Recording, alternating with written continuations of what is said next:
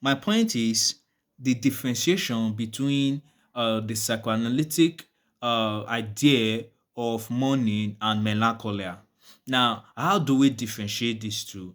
Now, with mourning, there is a resolution, but with melancholia, there is a cycling that does not come to resolution. And is for example, in mourning, there is the healing of the wound, but in melancholia, there is a healing of the wound, but with a piece of glass stuck inside the healed wound that will still bring up pain that you can still touch and still remember the pain. So, with money, the psychoanalyst to think that the patient will have to go over the things, the wishes, the wishes, the dreams that they have for the person, the love that they have for the person, and eventually have to accept the departure or the fact that this person is gone, and have to accept this fact for their own self, and then have to start their money. That is, for example, if someone dies, you do not really start your money, you don't really start your grieving. There is a suspension. For example, there is this story of the a memo I read. I've forgotten the name of a psychoanalyst. He was writing about a woman that lost her child, that she had a sort of blackout where she would find herself in the mall shopping for the dead kid. She had three kids, a boy, a girl, and at the last born, which is also a boy. The girl died from cancer, and see, she felt that the wrong one died. That the girl was not the one that was supposed to die because she was very good in school. She was obedient. She has this future that was boundless for her. She was intelligent. She was all this for her mother. So she had the dreams and fantasies of her mother, of her parents, if one can say so. So when she died, the mother could not accept this because she could not let go of these things that she has been to her. And so in so doing, she could not get into her process of mourning. And so there is this part of her that still believe that the child is not dead, even when she know, even when logically she can tell you that this child is dead, even when medically she can tell you that she was even dead. She even planned the kids burial, and where she even bought a plot that they will bury her. So there's, but in another part of her, this is why the human beings, we are people of contradiction. Another part of her did not accept this death in this sense. And so this is what I'm trying to say, that sometimes you have to go through a process where you have to accept your own the death of someone. You have to accept it first before you now start to mourn them. Now start to say, okay, how does this loss affect me? How does it then you now start to refine yourself. You now start to refine your bearing in the world of the living, and instead of pouring your love to something that has gone, you now start to find a way to bring back your love, and then use it to nourish those that are still with you, the things that are on your hand that have not lost. So my point is, this is what money entails, whereby you go through this process and eventually you come into a resolution. And I said that this it's also the same way in a certain sense for collective mourning, where elaborate rituals are done to reconcile this particular gap that is created in the symbolic whole of the collective, so that one can move on from there. For example, in my place, you have to bury your parents first before you have to bury your parents first before you get married. Yes, so somehow it's a sort of double expenses if you've not bury your parents. Or that is, when I say bury, it's not about putting them in the ground, but doing the rites, doing all that is needed traditionally in order to bury someone before you can get married to the person that you are getting married to. Or if for example, my mother, if she had not buried her father, and when she died, we have to bury her father first before we bury her. So there is this linking, there is this way in which we have to link this, we have to find a bridge that will bridge this gap that people that have died has created in the fabric of the collective, of the symbolic. So you understand this. So same goes for this sort of mourning, whereby things has to be gone through. You have to feel it. You have to feel the loss. You have to cry. You have to do a lot of things. Maybe you don't have to cry. Every one of us will mourn differently. So we have to go through the process of mourning for us to be able to find ourselves again, for us to be able to live again. Sigmund Freud thought of it this way: grieve, as if he said the lost object casts a shadow on the on the subject. That it casts a shadow on the ego of the subject. That you start to become depressed. You do not eat. You cannot even bathe yourself. You cannot even do a lot of things. Because of the loss of your child. So all these things comes into play.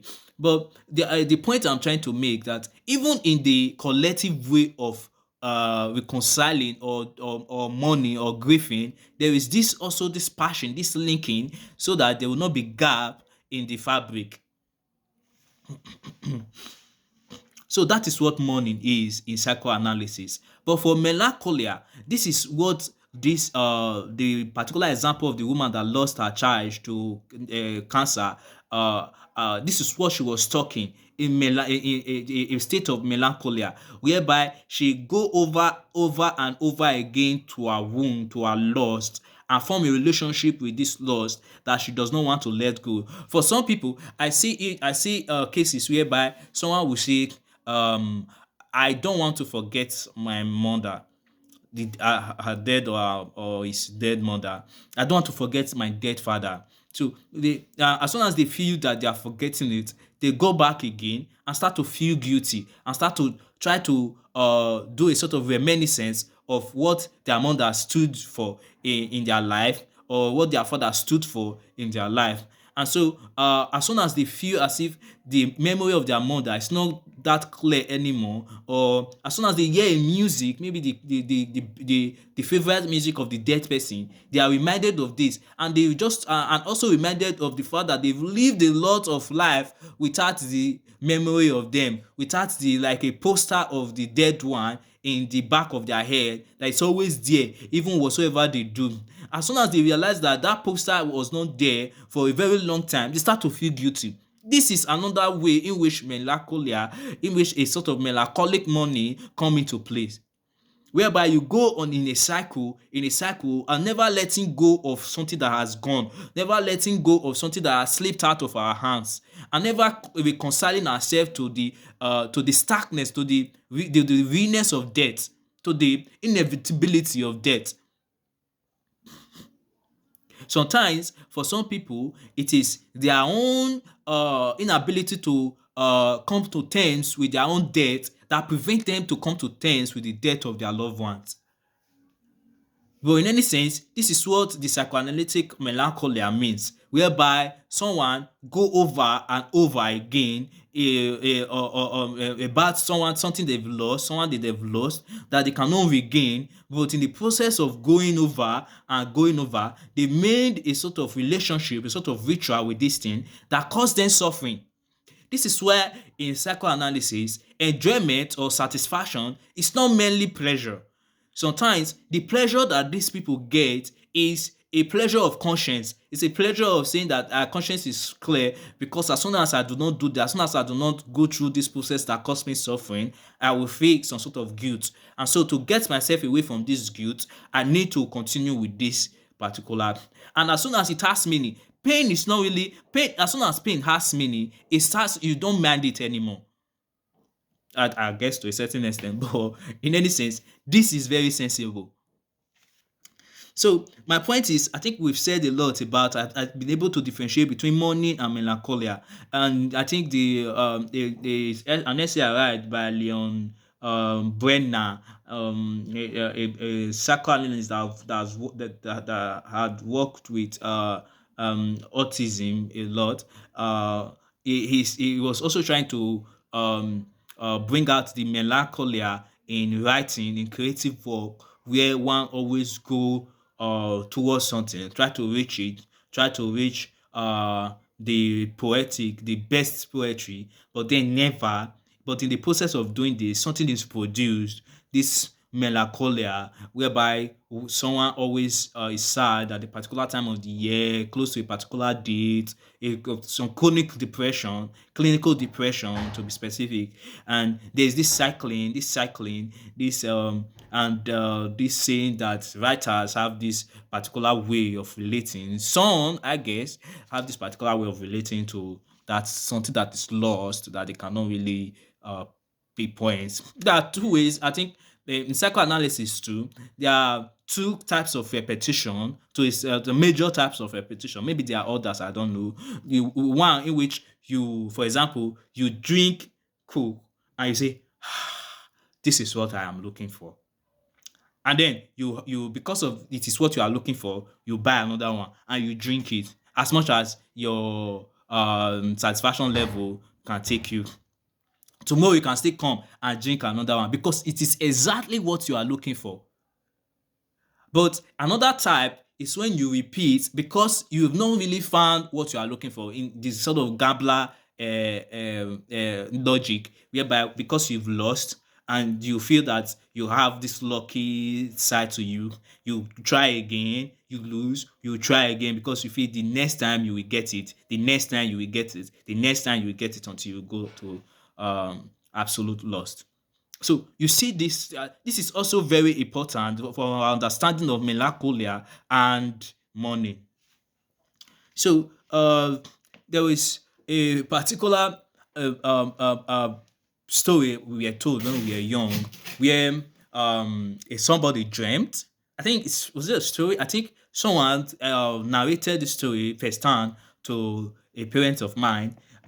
Someone dreamt, and he dreamt that his phobia, his maybe his father was crying that in the dream and was sitting under the eaves of their house, and rain was falling on top of the parent.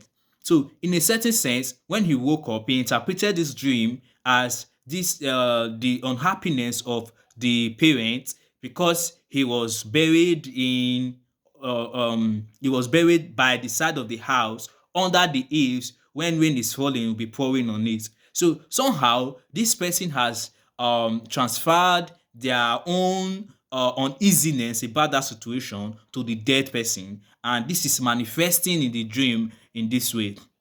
And so, but anyway, the person dug up the mother, built a house for the mother, called the family meeting, contributed, collected money, or distributed amount of money that all the children will pay. Though as the senior person, he will have to pay more. And then they brought the money together, built a place for the mother, a small sort of semi house, where they buried the mother there with a glass, with everything. They ties everything with glass door.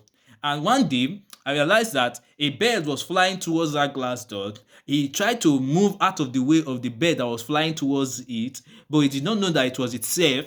And then he collided with the glass door, not knowing the glass door was there.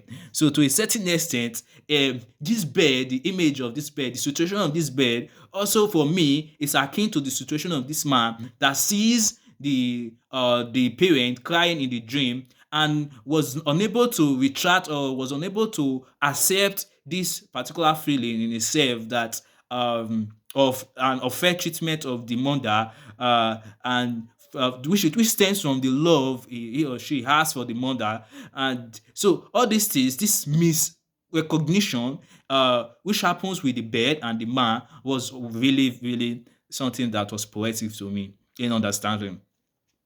So now, so we also have to talk about grief as an ongoing process, as an ongoing dialogue. Is this beneficial to us? For this a particular psychoanalyst I read, I think last year, or this year, I think I finished reading the memo this year.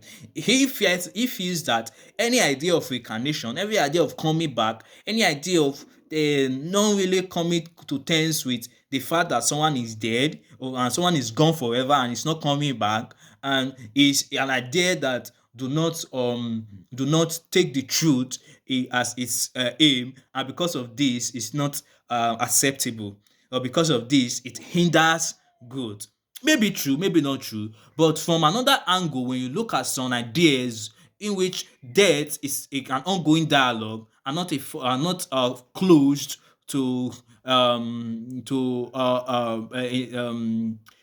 to growth, or to a subsequent relationship, becomes something that is very something that is very traumatic in a certain sense. Maybe one can go out of this, one can accept this, because this particular psychoanalyst also say, which I agree with him, that death, coming in terms to the inevitability of death and the unfairness of it, also actually make us approach life in better ways, in deeper ways, which is true, because I passed through a lot of passed through my existential period phase as a growing intellectual, where I have to read intellectual literature, get myself acquainted with the meaninglessness of life, and have to mourn for it, have to use it as a way of ego, narrating something, and so on and so forth.